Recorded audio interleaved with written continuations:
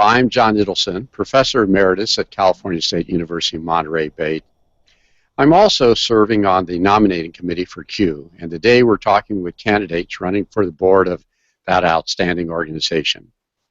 The nominating committee hopes that these discussions will help you make an informed decision for that important ballot you'll cast for your CUE board of directors. In addition, this year there's a member referendum on the ballot. It's asking members to consider a bylaw change that will allow the board to appoint up to one board member per election cycle. This will be used to fill in needed areas of expertise for the organization to better serve its mission. For more information about that, visit CUE.org. But today, let's start with our interview with Roger. So, Roger, let's go with your full name, your title, and what was your first experience with CUE? Thank you, John. Roger Wagner, current CUE board member. My first experience, although I had been a classroom teacher, my first experience with CUE was on the exhibit floor. I had written a typing tutor program and a word processor, and I had gone to the CUE conferences to share what I'd made with other educators. Yeah, I remember those early days of CUE, and I think all of us have a fond memory of the first CUE event we went to. What I'd like you to do now is tell us a little bit more about yourself and what led you to want to serve on the CUE board of directors. Well, I'd been a classroom teacher, math and science, and when I first discovered personal computers, I knew that they could be a great tool for the classroom. Later, I created some software that actually did music, some painting software. Eventually, as some of the people listening today will know, I did HyperStudio, and that brought me into contact with some of the educators who were the most energetic and most visionary using technology in the classroom. And when it became possible to serve on the CUE board of directors, I saw it as a great opportunity to work with them more closely. They're the people who are, as they say, literally creating the future in their classrooms now. That's great, Roger. Now what I'd like to do is ask, I think it's a harder question, and that's what are some of the greatest challenges we have in education today, and how do you think CUE and the CUE leadership can help meet those challenges?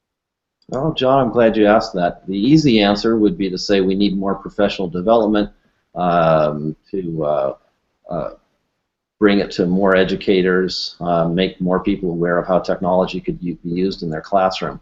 But in a way, that's what CUE was doing 10 years ago even.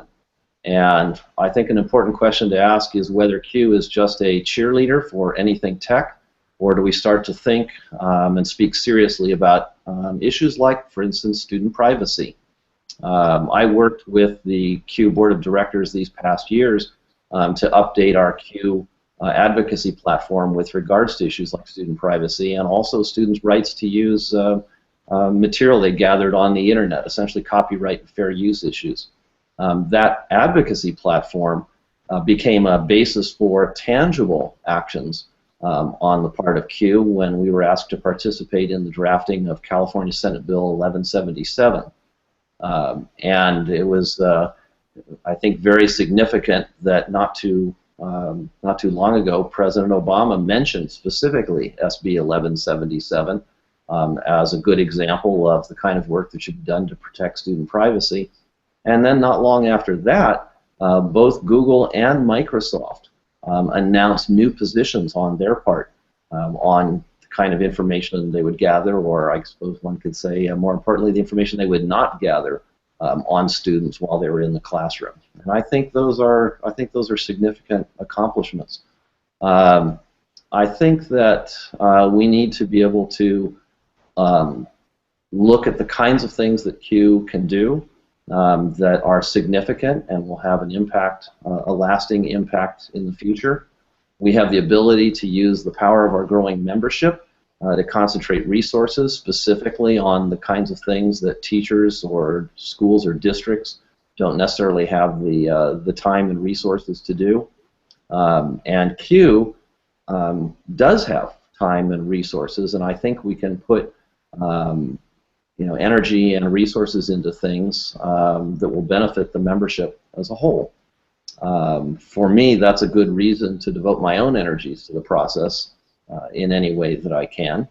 And I think when we look back 10 years from now, we want to see important things that CUE has done to make education and the use of technology in the classroom, significantly more meaningful.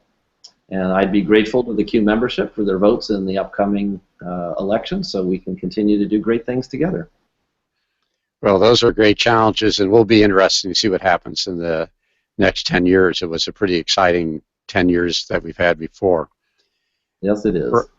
Roger, I'd like to thank you on behalf of the nominating committee, first for all the leadership that you've already shown for CUE, and particularly for taking on the next step for running again for the CUE Board of Directors.